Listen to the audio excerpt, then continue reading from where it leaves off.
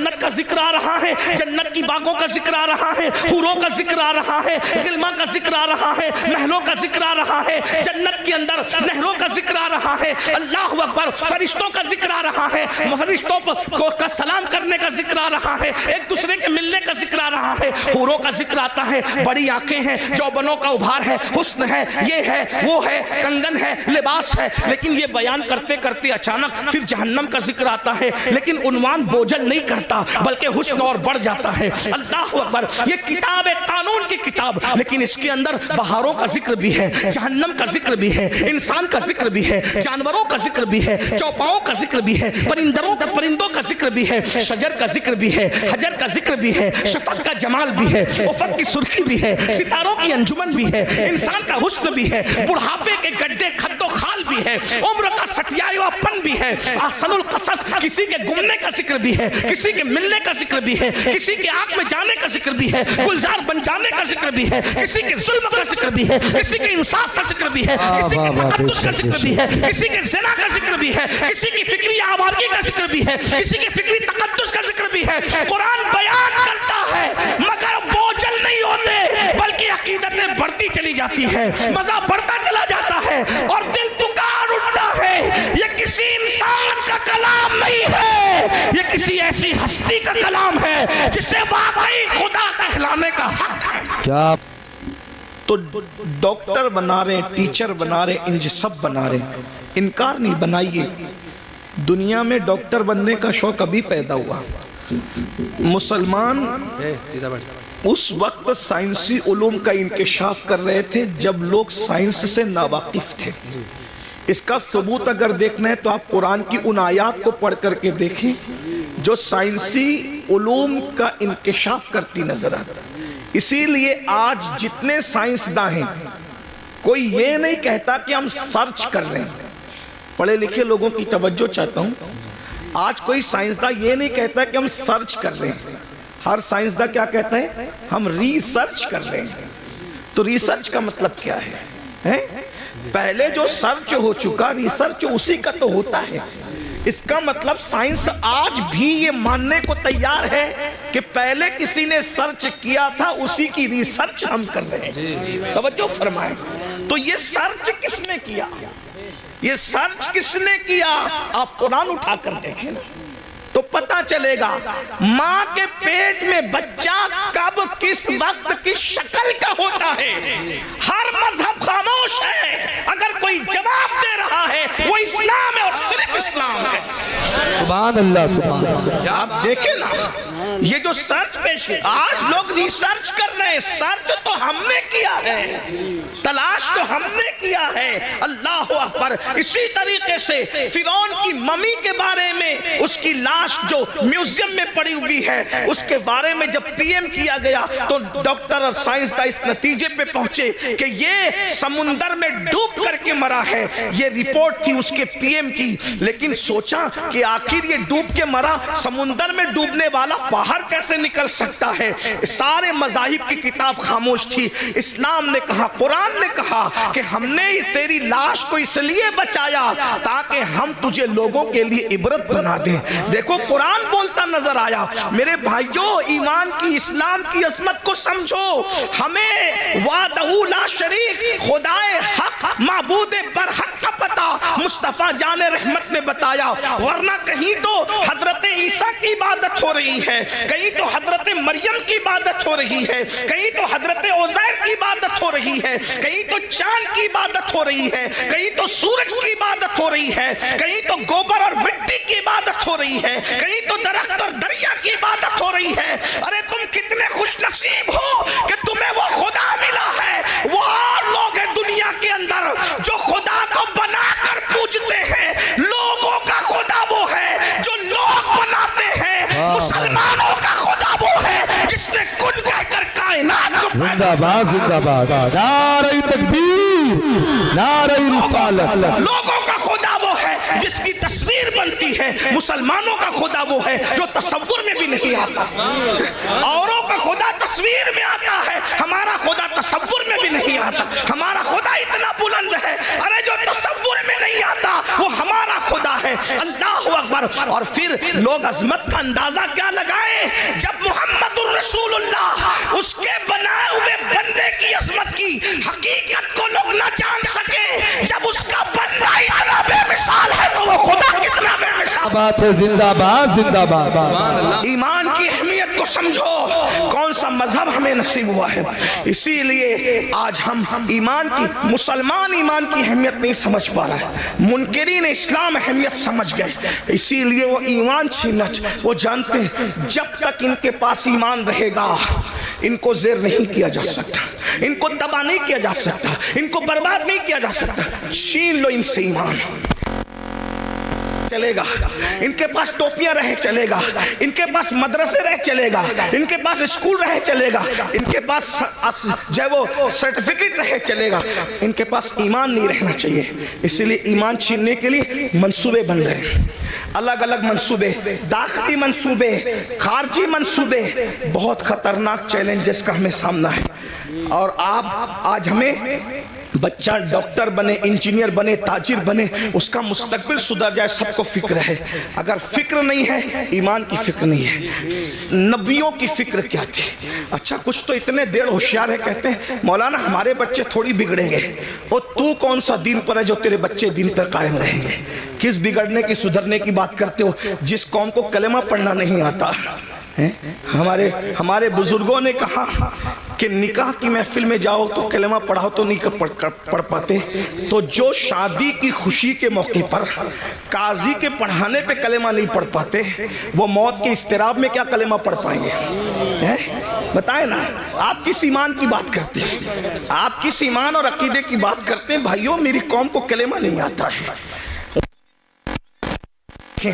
قرآن کی کتنی آیتیں حفظ ہے, ذرا اپنے آپ میں ڈوب کر سوچ. میں کوئی ڈانٹ پیٹنے نہیں آیا, آپ کو کوسنے نہیں آیا, لیکن یہ محفلیں احتساب کی محفلیں, یہ محفلیں جنت بانٹنے کی محفلیں نہیں ہیں. میں اس کا قائل نہیں ہوں, اس لیے کہ ہم لوگ فکر رضا کے وارث, فکر رضا ہماری محافظ. ہم وہ لوگ نہیں ہیں کہ کہا اس کو دیکھو اس کو دیکھو جنت ملے گی. میں اس کا سخت مخالف ہوں. جو قوم غسل جنابت سے نا واقف ہو تم اس کو کیا جنت بانٹ رہے ہو, بیوقوف بناتے ہو. اللہ کو ہمیں منہ نہیں دکھانا ہے, خدا کو کیا منہ دکھاؤ گے؟ بتاؤ تو صحیح. جب وہ سن لیں گے کہ مفتی اسماعیل صاحب کے چہرے کو دیکھ کے جنت ملتی ہے, امین القادری کے چہرے کو دیکھ کے جنت ملتی ہے, مفتی جلیس صاحب کے چہرے کو دیکھ کے جنت ملتی ہے, بیوقوف ہے پھر وہ فجر میں اٹھیں گے؟ بیوقوف ہے وہ فجر میں اٹھیں گے؟ نہیں میرے بھائی, ہمیں اپنی قوم پہ اتنا ظلم نہیں کرنا چاہیے. جو قوم کلمہ یاد نہ رکھے وہ قوم کیسے جنت میں جائے؟ کچھ لوگ ہم سے لڑتے ہیں کہ تو لوگوں کو مایوس کرتا. میں نے کہا میں مایوس نہیں کرتا. ہم کیسے مایوس کر سکتے ہیں؟ ہمارے یہاں تو ایمان کی ڈیفینیشن یہ ہے, الایمان بین الخوف والرجاء. ایمان خوف اور امید کی درمیانی کیفیت کا نام ہے. ہم قوم کو مایوس کیوں کریں گے؟ لیکن جو قوم اتنی بے باک ہو چکی ہو کہ بڑی معذرت کے ساتھ, یہاں کے حالات ایسے نہیں ہوں گے لیکن ہم پورا ہندوستان گھومتے ہیں اور بڑی بات نہیں کرتے, دنیا میں بھی جاتے ہیں ہندوستان کے علاوہ. لوگ اتنے غافل ہو گئے اپنے دین سے کہ جن کی نگاہ پاپ سے اس کی سگی سالی محفوظ نہیں ہے, اس قوم کو ہم چہرے دکھا کے کیا جنت بانٹیں گے؟ جس قوم کی نگاہ سے اس کی چچازاد بہن محفوظ نہیں ہے, ہم اس قوم کو کیا جنت کی بشارتیں دیں گے؟ میرے بھائیوں حالات اتنے دردناک ہیں. اب حالات تو یہ ہے کہ معاذ اللہ بیٹیاں جوان ہو جائے تو بعض جگہ وہ باپ کی نگاہ سے محفوظ نہیں ہے. اتنی غفلت کا حال ہے, خشیت اتنی اٹھ چکی ہے, خشیت ربانی اٹھ چکی ہے. میں جانتا ہوں ہم گراؤنڈ ریئلٹی کے لوگ ہیں, ہم گراؤنڈ زمینی حقائق والے لوگ ہیں. ہم لوگ جانتے ہیں حالات کے تقاضے کو. لوگ ہمارے پاس آ کر کے باتیں کرتے ہیں. بعض بچیاں طلاق پا کر کے گھر آئی ہے تو باپ نے باپ کی نظر ڈالی ہے. بعض جو ہے وہ بہویں جوان سسر کی نگاہ سے محفوظ نہ رہ سکی ہے. یہ حقائق ہے, زمینی حقائق یہ ہے. میرے بھائیوں جس قوم کے اندر سے خوف خدا اتنا اٹھ جائے, کہاں وہ تقویٰ تھا, کہاں وہ تقویٰ, کہاں وہ تقویٰ کہ سیدنا عمر ابن خطاب جیسی ہستی جنہوں نے رسول اللہ کی زیارت کی ہے, اور خوف کا عالم یہ ہے کہ چہرے پر آنسوؤں کے نشان ہے. علامہ ابن الجوزی اپنی کتاب میں لکھتے ہیں کہ ایک مرتبہ فاروق اعظم اپنے گھر کے دروازے پر بیٹھے, فاروق اعظم گھر کے دروازے پہ بیٹھے ہیں اور چہرہ گلی کی طرف کیا ہوا ہے. ذرا غور سے سننا, گلی کی طرف کیا ہوا ہے اور دروازے پہ بیٹھے ہیں. ایک صحابی آتے ہیں, چلے جاتے ہیں سلام کر کے, کچھ دیر کے بعد آتے ہیں تو فاروق اعظم اسی طرح دروازے پہ بیٹھے ہوئے ہیں. وہ لوگ بھی کیا لوگ تھے, یہ نہیں دیکھا کہ فاروق اعظم ہے, یہ نہیں دیکھا عمر ابن خطاب ہے, یہ نہیں دیکھا کہ رسول اللہ کے صحابی ہیں. جب دیکھا کہ دروازے کی طرف رک کر کے بیٹھے ہیں, وہاں کسی کی رعایت نہیں تھی, کیونکہ وہ لوگ سب سے پہلے شریعت کے مرید تھے, بعد میں کسی کے مرید تھے. وہ لوگ سب سے پہلے شریعت کے معتقد تھے, بعد میں کسی اور کے معتقد تھے. فاروق اعظم کو دروازے پہ بیٹھا دیکھ کر ایک عام صحابی ٹوکتے ہیں, عمر اب تم بھی دروازے پہ بیٹھو گے رستے کی طرف منہ کر کے؟ آپ دروازے پر کیوں بیٹھے رستے کی طرف منہ کر کے؟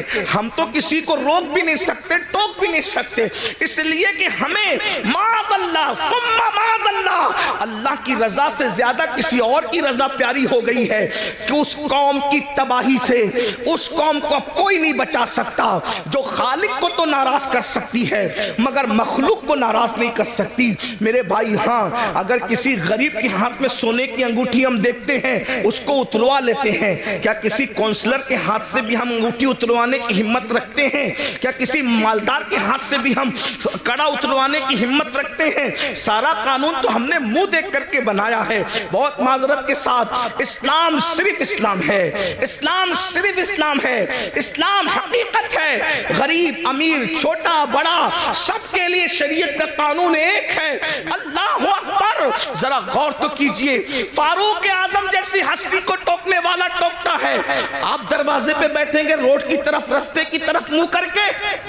فاروق اعظم نے کہا اللہ تیرا بھلا کرے. ناراض نہیں ہوئے فاروق اعظم, یہاں ٹوکنے پہ لوگ ناراض ہوتے ہیں, فاروق اعظم ناراض نہیں ہوئے. تو اللہ تیرا بھلا کرے, تو نے مجھے ٹوکا لیکن پوچھ تو صحیح کہ میں دروازے پہ کیوں بیٹھا ہوں, دروازے بیٹھنے کی وجہ کیا ہے؟ کہا کیا وجہ ہے؟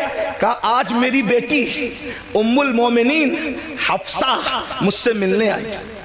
پہلے تو میں اہل علم کی توجہ چاہتا ہوں, جو بیٹی ہوگی وہ کبھی ماں نہیں ہو سکتی, اور جو ماں ہوگی وہ کبھی بیٹی نہیں ہو سکتی. لیکن رسول اللہ کے نکاح میں جانے کی وجہ سے حفصہ کی شان یہ ہو گئی تھی کہ وہ فاروق اعظم کی بیٹی بھی تھی کہ ان سے پیدا ہوئی تھی, لیکن فاروق اعظم کی ماں بھی تھی کیونکہ رسول اللہ کے نکاح میں تھی. جہاں ماں اور بیٹی کے دونوں رشتے ایک ساتھ جڑے ہیں, لیکن فاروق اعظم کا تقویٰ دیکھو. فاروق اعظم کہتے ہیں آج میری بیٹی حفصہ مجھ سے ملاقات کے لیے آئی ہے اور میری بیوی اپنے میکے چلی گئی ہے, تو میں اپنی جوان بیٹی کے ساتھ اپنے کمرے میں اکیلا رہنا پسند نہیں کرتا, اس لیے میں دروازے کی طرف رک کر کے بیٹھ گیا ہوں اپنی بیوی کے انتظار میں کہ وہ آئے تو میں اندر جاؤں. وہ لوگ تھے اللہ کے خوف اور خشیت, جو بیٹی کے ساتھ جو ماں بھی ہو, ام المومنین بھی ہو, اس کے ساتھ تنہائی میں بیٹھنا گوارا نہیں کرتے. یہ وہ لوگ تھے. اور آج کیا ہو رہا ہے, کیا کر رہے ہو؟ اسلام کہاں نظر آتا ہے مجھے بتاؤ. وہ قوم ایمان کو تحفظ کیسے دے سکتی ہے جس کے پاس ایمان کی کوئی اہمیت ہی نہیں؟ آؤ نبی کی فکر دیکھو. قرآن نے ایک نبی کی موت کا ذکر کیا. پہلے تو یہ سن لیں کہ ہم اہل سنت کے بارے میں لوگ بکواس کرتے ہیں, کہتے ہیں یہ لوگ نبی کی موت نہیں مانتے. میں نے کہا جھوٹ ہے, ہم اللہ کے سوا سب کی موت مانتے ہیں, حتیٰ کہ ہمارا عقیدہ ہے کہ موت کو بھی موت آئے گی, موت کو بھی موت. ہمارا عقیدہ, لوگ ہمارے عقیدے خود سے بیان کرتے ہیں, کبھی ہم سے سننے کی کوشش ہی نہیں کرتے. کبھی کہتے ہیں یہ سنی نبی کو بشر نہیں مانتے. ہم نے کہا جو نبی کو بشر نہ مانے ہم اس کو کافر سمجھتے ہیں. نبی بشر ہوتا ہے لیکن تمہارے ماننے میں ہمارے ماننے میں فرق یہ ہے, نبی بشر ضرور ہوتا ہے لیکن وہ ہماری طرح بشر نہیں ہوتا. وہ خیر البشر ہوتا ہے, وہ سید البشر ہوتا ہے, وہ رشک بشر ہوتا ہے, وہ افضل البشر ہوتا ہے.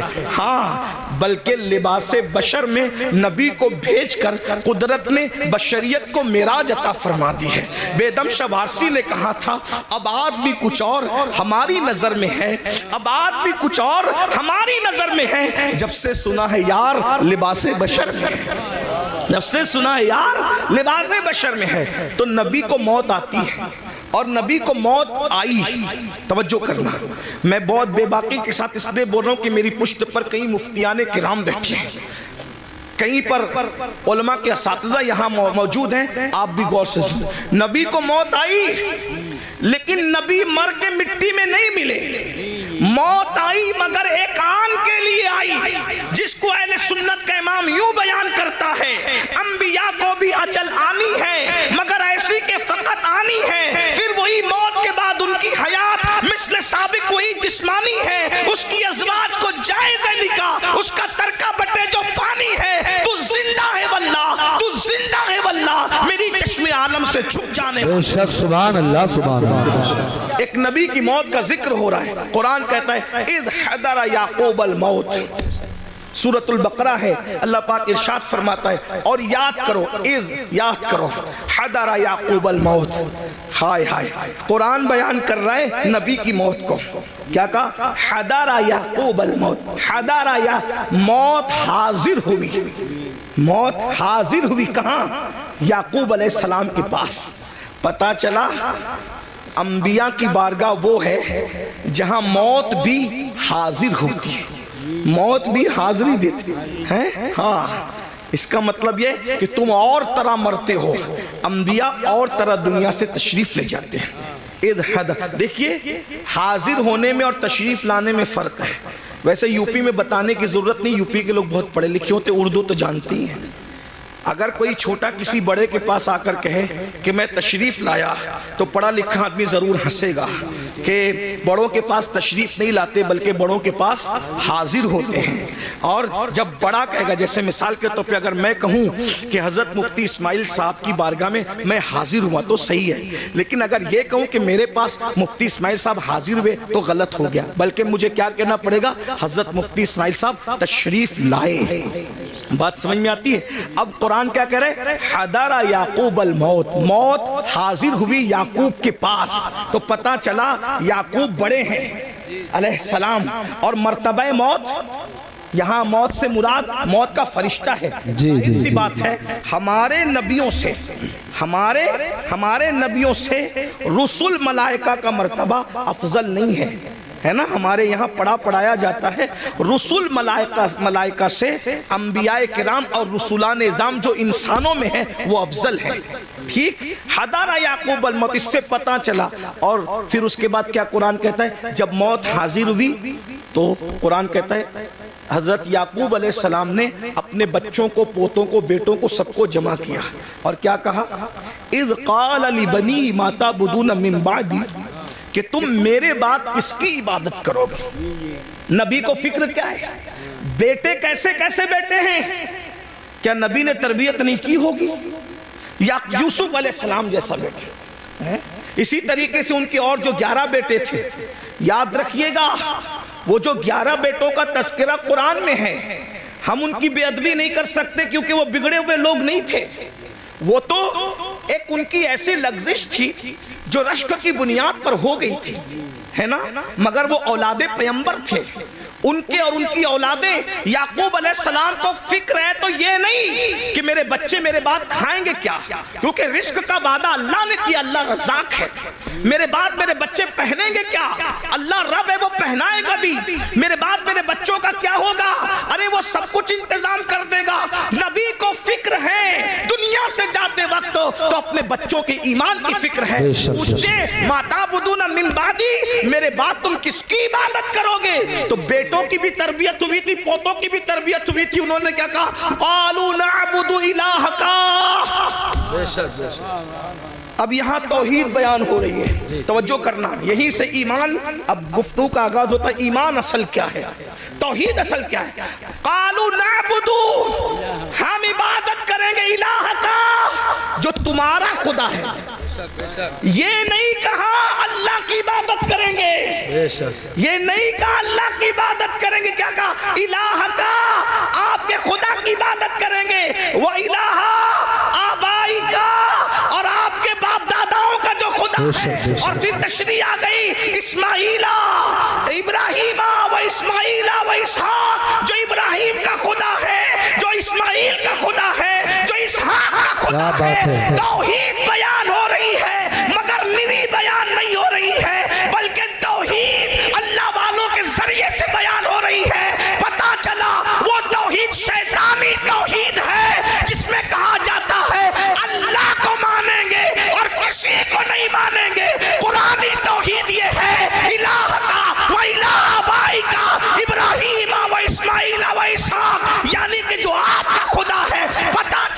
اگر یہ کہتے کہ خدا کی عبادت کریں گے تو بعد میں لوگ ڈھونڈتے کون سا خدا کون سا خدا کون سا خدا. لیکن کہا الہ کا اے یعقوب تم جس کی عبادت کرتے رہے ہم اسی خدا کی عبادت. نعرہ تکبیر، نعرہ رسالت، مسلک اعلی حضرت، جشن دستار بندی. سبحان اللہ ماشاءاللہ. اب یہاں لوگ ہم سے کہتے ہیں تم تو صرف نبی نبی نبی نبی کرتے رہتے ہو، تم اللہ کا ذکر نہیں کرتے. میں نے کہا یہ بھی اللہ کی سنت ہے. کیا بات ہے؟ یہ بھی اللہ کی سنت ہے کہ اللہ نے اپنا تعارف کہیں اکیلے نہیں کرایا. اپنا تعارف ہمیشہ اپنے مقبول بندوں کے ذریعے سے کرا. سبحان اللہ. آئیے میں چونکہ مدرسے کی محفل ہے تھوڑی مشکل بات کر دوں. علماء کی برکت سے اللہ آپ کو سمجھا دے گا، آپ کی سمجھ میں آ جائے. کچھ لوگ حضور کے پاس آئے اور پوچھنے لگے کہ آپ کا خدا کیسا ہے وہ بتائیے. خدا کو دیکھنے کی تمنا تھی، آپ کا خدا کیسا ہے وہ بتائیے. تو وہ پوچھنے لگے آپ کا خدا مٹی کا ہے، سونے کا ہے، چاندی کا ہے، تانبے کا ہے؟ کیونکہ اب تک وہ یہی سب دیکھ رہے تھے نا، تو جو دیکھ رہے تھے وہی دماغ میں گھوم رہا تھا. آپ کا خدا کیسا ہے اے محمد صلی اللہ علیہ وسلم؟ ہم اس طرح حضور کا نام نہیں لیتے لیکن انہوں نے کہا تو میں نقل کر رہا ہوں. کیا کہا؟ اے مسلمانوں کے پیغمبر آپ کا خدا مٹی کا ہے، تانبے کا ہے، پیتل کا ہے، کیسا ہے آپ کا خدا؟ تو اللہ نے ایک سورت پورے قرآن میں اپنے لیے خاص کر دی. دیکھو اہل سنت لوگ کہتے ہیں ان کو تو نبی اس وقت کچھ نظر نہیں آتا، یہ شرک کرتے ہیں. ہم نے کہا پاگل ہوئے ہو، تم بھی انگریزوں کی پیداوار میں سے پیداوار ہو، قرآن سمجھتے نہیں. اگر تم نے غداری نہ کی ہوتی تو آج امت کا یہ حال نہ ہوا ہوتا. سہارنپور والوں، سہارنپور کے آس پاس والوں، بہت برا کیا تم نے. تمہیں مر کے اللہ کو جواب دینا ہے. توحید کے نام پہ تم نے توحید کا گلا گھونٹنے کی کوشش کی ہے، لیکن قرآن کی توحید میں آپ کے سامنے پیش کر رہا ہوں. میری بات مشکل تو نہیں لگی، اتنی مشکل کبھی نہیں کرتا، لیکن چونکہ ایمان ہی ایک مشکل عنوان ہے نا. تو اللہ کے نبی سے پوچھا گیا. میں بھی ہو سکتا تھوڑا سبق سنا دوں آپ کو، آپ کے ہمارے علماء کو، تاکہ آپ کو سمجھ میں آئے کہ ایمان کیا ہے، اللہ کیا ہے، اللہ کیا، یہ تو سمجھ میں آئے. تو اللہ کے رسول سے پوچھا، حضور سے پوچھا کہ آپ کا اللہ کیسا ہے، مٹی کا ہے، سونے کا ہے، تانبے کا ہے، پیتل کا کیسا ہے؟ تو اللہ نے ایک سورت پوری صرف اپنے لیے کر لی. 114 سورتوں میں ایک سورت اللہ کے لیے. ہر سورت میں سب کا بیان ہے. سورہ فاتحہ اتنے مضامین ہیں کہ زندگی ختم ہو جائے مضامین ختم نہ ہو. یہی قرآن کا معجزہ ہے. توریت کے سارے مضامین، انجیل کے سارے مضامین، زبور کے سارے مضامین، صحائف ابراہیم اور تمام انبیاء کے صحیفوں کے سارے مضامین قرآن میں، اور قرآن پورا سمٹ کر سورہ فاتحہ میں آ جاتا ہے. اور سورہ فاتحہ پوری سمٹ کر بسم اللہ میں آ جاتی ہے، اور بسم اللہ پوری سمٹ کر با میں آ جاتی ہے، اور با پوری سمٹ کر با کے نقطے پوائنٹ میں آ جاتی ہے. سبحان اللہ ماشاءاللہ. اسلام نے 1450 سال پہلے کہا تھا کہ نقطہ بھی بے معنی نہیں ہوتا. اس لیے آج سائنسداں تحقیق کر رہے ہیں کہ نقطے کا مطلب کیا ہے. نقطے کا مطلب، اور مولا علی کہتے تھے وہ با کا نقطہ میں ہی ہوں، با کا نقطہ نہیں. اسی لیے صوفیہ علی کو ناطق قرآن کہتے ہیں. مولا علی کو ناطق قرآن کہتے ہیں. ہاں بات یاد رکھنا، لیکن یہ بھی یاد رکھنا علی ناطق قرآن ضرور ہے لیکن ابو بکر صدیق کا مقتدی ہے. کیا بات ہے، واہ واہ واہ واہ. بے شک بے شک. علی ناطق قرآن ضرور ہے لیکن صدیق اکبر کا وہ 2.5 سال تک کہتے رہے پیچھے اس امام کے، 10 سال تک کہتے رہے فاروق اعظم کے پیچھے اس امام کے، 12 سال عثمان غنی کے پیچھے اس امام کے. میں سوچتا ہوں پیچھے کھڑے رہنے والا ناطق قرآن ہے تو مرتبہ صدیق اکبر کا کیا، مرتبہ فاروق اعظم کا کیا ہوگا، عثمان غنی کا کیا ہوگا. اسی کو میرے امام کہتے ہیں تیرے چاروں ہمدم ہے، یک جان یک دل، ابو بکر فاروق و عثمان علی ہے. صدق و عدل و کرم و ہمت میں 400 شعرے ہیں ان چاروں کے. ایمان کے بڑے تقاضے ہیں. تو بہرحال 114 صورتیں ہیں. 114 صورتوں میں ہر صورت میں کسی میں جنت کا ذکر ہے تو جہنم کا بھی. ایک بات عرض کروں، آپ بہت اچھے سے سن رہے تو ہمت کر رہا ہوں. قرآن کی یہی شان ہے. جبھی حفظ کی غالباً دستار ہوگی، ساتھ حافظ بنے. ایک بات آپ کے سامنے رکھو، جس کتاب میں سائنس بیان ہوتا ہے اس میں الجبرا نہیں بیان ہوتا. اور جو الجبرا کی کتاب ہوتی ہے اس کے اندر جغرافی بیان نہیں ہوتا.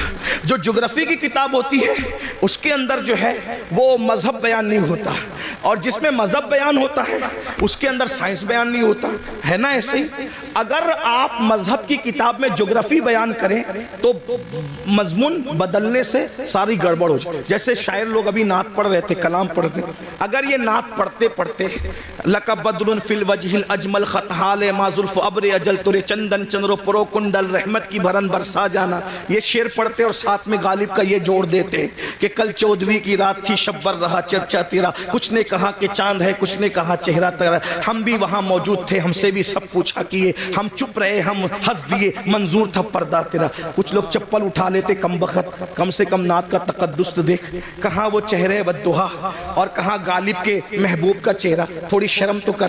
مضمون بدلا, گڑبڑ ہوئی کہ نہیں؟ ایسا لگا جیسے مخمل کی چادر میں ٹاٹ کا پیون لگ گیا. ایسے ہی ہے نا, بولو بھئی ایسے ہے کہ نہیں ہے؟